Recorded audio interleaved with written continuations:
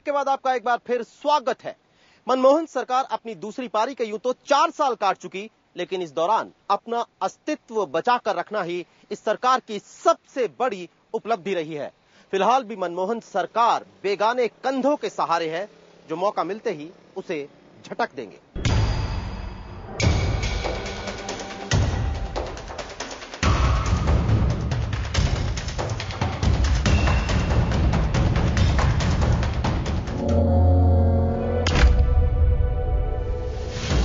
आज की तारीख में यूपीए गठबंधन में कुल 236 सांसद हैं, जिनमें कांग्रेस के 203, एनसीपी के 9, आरएलडी के 5 और 16 अन्य सांसद शामिल हैं। इसके अलावा सरकार के पास समाजवादी पार्टी के 22, बीएसपी के 21, आरजेडी के 4 और जेडीएस के 3 सांसदों का भी समर्थन है। इस तरह कुल सांसदों की संख्या 286 तक पहुंच जाती है, जो बहुमत के आंकड़े 272 से ज्यादा है।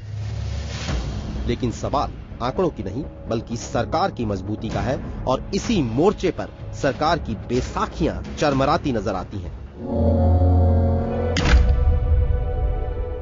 सरकार की पहली बैसाखी डीएमके 1,76,000 करोड़ के टेलीकॉम घोटाले में इराजा और कनिमोझी का जेल जाना कांग्रेस और डीएमके के बीच दरार का सबब बन ही चुका था, लेकिन श्रीलंकाई तमिलों के मसले पर सरकार के रुख ने जख्मों पर नमक का काम किया।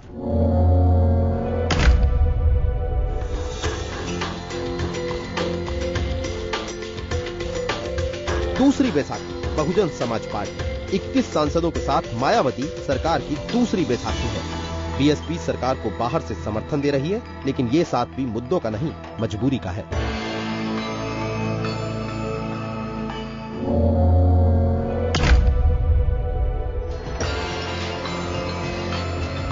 तीसरी बैसाखी समाजवादी पार्टी 22 सांसदों वाले मुलायम मौजूदा सियासत के सबसे अप्रत्याशित नेता हैं। मुलायम पिछले 1 साल में दर्जनों बार अपने कार्यकर्ताओं को जल्द चुनावों के लिए तैयार रहने को कह चुके हैं। यूं तो समाजवादी पार्टी सरकार को बाहर से समर्थन दे रही है, लेकिन मनमोहन सरकार की आलोचना विपक्षियों से ज्यादा करती है। एक के बाद एक जो स्कैंडल आते जा रहे हैं, आए हैं इस दौरान, वही इस सरकार की नेगेटिव उपलब्धि मानी जाएगी। पॉजिटिव उपलब्धि कुछ भी नहीं।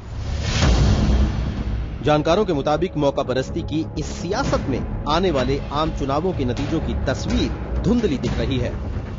3 भागों में बटा हुआ ये जनादेश हमको मिलने वाला है, और इसके कारण एक अस्थिरता नीतियों में, अगली जो भी सरकार बनेगी उसके अपने अस्तित्व में उखाड़ पछाड़, उथल पुथल, ये एक बनी रहने वाली है।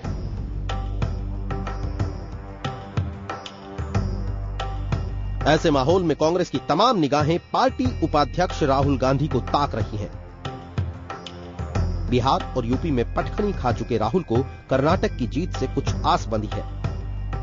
पार्टी का एक बड़ा धड़ा अगले प्रधानमंत्री के तौर पर राहुल की पेशबंदी चाहता है, लेकिन खुद राहुल की हिचकिचाहट के चलते ऐसा नहीं हो पा रहा। राहुल गांधी जी की भूमिका साफ है कि वे उपाध्यक्ष हैं कांग्रेस पार्टी के, और उनके लिए जो जवाबदारी सौंपी गई है सोनिया जी ने, उसका वो पूरा कर रहे हैं।